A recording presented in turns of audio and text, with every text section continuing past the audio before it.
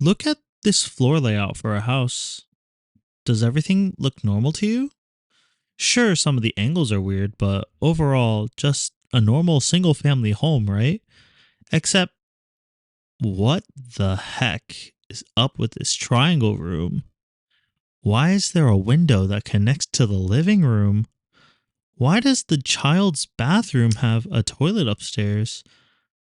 Why do you need to go through the parent's bedroom to go to the child's every single time? This is the house dubbed as the Saitama House in the novel Strange Houses by Uketsu. I think that's how you pronounce that. A story that I was very influenced to get based off a TikTok that was described as you stepping in as the role of a detective as well. I disagree with that notion, but it is very fun just to look at all the pictures within the contents of the book. Throughout all of it, you have like little diagrams, and physically holding the book was much more enjoyable experience than any other form of the medium that you could indulge us in. Ebooks, you don't get that same sensation swiping. You get to flip. And that might seem like a very silly thing for me to say because that's an obvious distinction. However, in horror, tension, mystery novels, there's a lot more effort to flip a page rather than just flip a page. Strange Houses is a horror story written by a faceless Japanese YouTuber known as Uketsu, who has 1.7 million when I checked of subscribers on his Japanese YouTube channel. And his most popular video is one describing the first house in this book that he has written. The one where there's just a weird blank outline between the kitchen and the living room. A strange white mask reminding me a lot of Poon Poon. The way it's written is very chilling, and that chill is only added by being able to hold it physically, which I already mentioned. Strange Houses is a book that I would very much recommend simply because it is quite a short experience. So depending on how you value your money, the 2 to 3 hour experience may or may not be worth it to you. This book was a little pricey, but the translation was pretty well done. I believe that the layout and format is something that I've never experienced before in a book, although I don't read that often. And even though the investigators don't carry that much personality, frankly, the thing that's driving you forward is simply the mystery of what's happening in the book. It's so intriguing. It was a very tense 2 to 3 hours on my couch that I spent reading that. I would say a 7 out of 10. However, there are many things that I would say about the story even beyond my recommendation. Even though I am praising it right now, that is not why I'm writing this video, because deep in the facets of my mind while reading this was the remnants of another book that I experienced known as None of This Is True. None of This Is True was an audiobook that I took out from my electronic library. You could very much tell that it was British based on the pronunciation of a lot of words, and it follows the story of 2 women who were born on the same day at the same location, but their lives have turned out very differently. One's name is Alex Summers, whose husband is Nathan, who is very successful in his own right, but she finds success through hosting a podcast where she speaks with a lot of very successful women / very powerful stories of overcoming triumph. Whereas the other woman, known as Josie, whatever her last name is kind of not very satisfied with her life, having been trapped in a marriage with an older man named Walter and having 2 children, but not being really on good speaking terms with either of them. Josie being a stay-at-home mom living off of Walter's pension, whereas Alex is described as being much more independent, much more able to get things done. But after meeting and insisting that Josie be put on the podcast as a success story that is in the making, saying that she wants to use this opportunity to get her life together, we as the audience come to find some very disturbing facts about Josie. And that is as far as I'll go for pre-spoilers. However, I do want to speak about them. So just to recap, I would recommend reading Strange Houses just because the atmosphere was that impressive for the majority of the book. However, None of This Is True. Their fall off kind of makes things way worse. Continuing with None of This Is True, however, we eventually uncover Josie's strange relationship with her daughters, Erin and Roxy.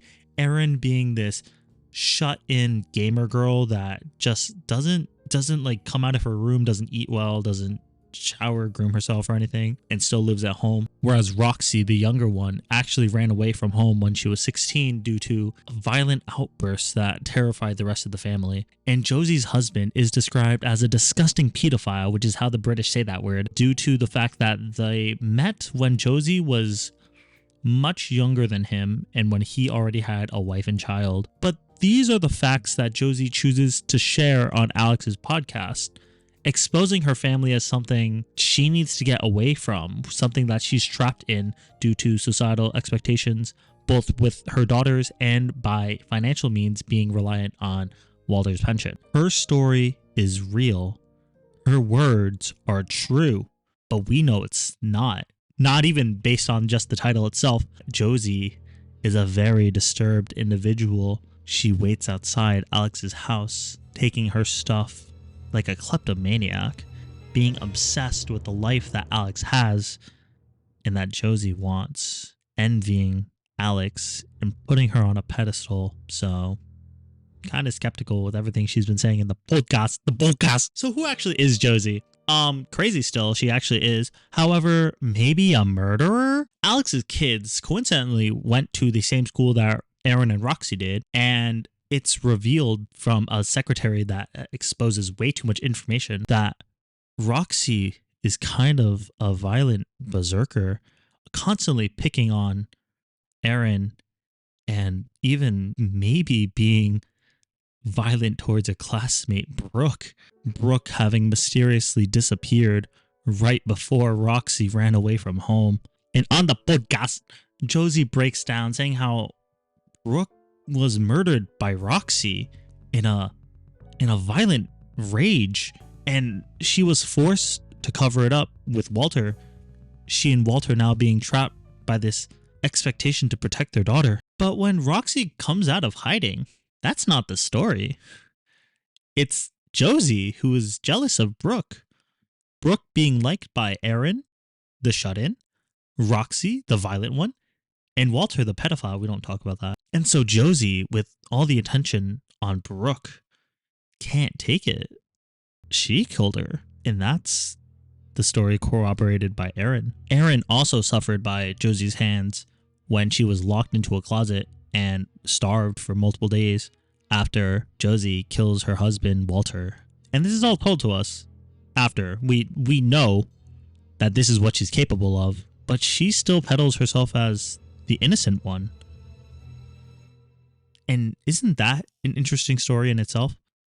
The idea that even the most deranged individuals think of themselves as just and true without any form of self-introspection.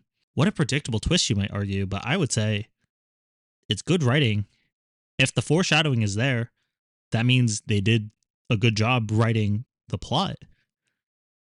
And it would be absurd to think that instead of continuing with that narrative and that theme, it would be a much better idea to pull into question what character's narrative voice is authentic. Because at the very end of the book, there's a secret conversation between Roxy and Aaron that puts this whole book into question. Roxy admitting herself that she did kill Brooke, that Josie's description of her as an unhinged berserker, that was right, and Aaron, too timid to say anything, keeps that secret as well. What's the point of a second twist if that second twist just reverses the first one? It pulls into question everything that Josie said. The first twist being that Josie isn't of sound mind and body, that she isn't innocent. But then the second one saying that she might be? Why? It's so messy. And the end of the day, everyone's now insufferable. Everyone's the villain. Who am I supposed to root for? I guess the book's over. I'm not supposed to root for any of them. But now I walk away thinking, that was unsatisfying. What was the point? I don't get it. Returning back to Strange Houses now, my dumb, overthinking brain couldn't help but notice the large connections between both the plot twist of this one and the audiobook that I just finished. Podcast! Choosing to spoil this book now, the twist in both heavily relies on strong family dynamics that pressure characters into acting in ways that don't make sense and thinking, oh no, the person we thought was evil isn't evil, but now they are, rearing its ugly head with the implications written on the final page of Strange Houses. At this point, we've already sat through 3 houses worth of very murdery floor plans and are mentally exhausted from the complex family dynamics of this one wealthy Japanese real estate family. The loose ends are tied up, and there's a sinister undertone of everything being the complex master plan of one of the main character's mothers that had solid evidence throughout. But then that wasn't enough. In the last couple of pages, the reader isn't engaged enough. We need something more, even though the end of the book is so near. No. The narrative conclusion cannot end so cleanly. The innocent cannot stay so. Ayano, a character forced into horrible circumstances by her lineage, has to house a child that must commit murders for the sake of her patriarch's demands. And so she's been on that path for so long, even before she met her high school sweetheart Keita. But Keita goes along with it, her family moving into a house they purposely designed to commit murder, swiftly eliminating targets and hiding the bodies without any neighbors noticing. But Ayano and Keita, no, they didn't want their child committing murder, so instead they staged some suicide victims' bodies and pretended that they were doing what they were told to. They have to trick the grandfather until something better comes along and they can stop. But Keita, not wanting his family to suffer under this duress any longer, decides to take the problem at its root and kills the patriarch out of love for his family, disappearing to make sure that they had a better life. Only, no, the final section speculates that something more sinister was afoot, that Ayano killed Keita and disposed of his body, his being the first one that was never identified at the beginning of the novel itself. The person theorizing this in particular was characterized as being the sharpest, whose insights were the most conclusive in the mystery. So them pinning Ayano as an evil mastermind must hold water. Oh, but no, I actually lied to you again. Remember when this video was about how many twists is too many? I'm going to answer that now. Maybe 2. Maybe not. It really just depends, doesn't it? The main villain of Strange Houses is actually the author, who feels the need to maintain an air of mystery beyond the narrative conclusion that makes the most sense, simply to hold a lasting legacy. But them trying to maintain a lingering dread beyond the scope of the novel has instead destroyed my entire suspension of disbelief. You mean to tell me that Ayano killed the father of her child? Why? Because she's a disturbed individual going against everything we've known about the book and her character? Without any real evidence, and your whole speculation only being drawn off of a strange window in a floor plan and the unbelievability of love? Uketsu was so close to something great, but this was such a large trip into just what I consider like a really bad, horrific attempt at cementing a legacy. Now when I think back to this book, I'm not going to think about how much fun the entire process of reading it was. I'm going to think back to the last 2 pages. The ones that aren't even what the book's about. The book's about having fun looking at house plans, being like, damn. But now it's about a complicated family dynamic that doesn't matter. Like, I would still recommend reading the book. I guess it's more just like choosing what you want to leave with it. If you ask me how I feel about the complicated family tree and the intertwined conspiracies, I'm just going to leave that behind. Twisting the ends of a trash bag together and throwing out the rest of it.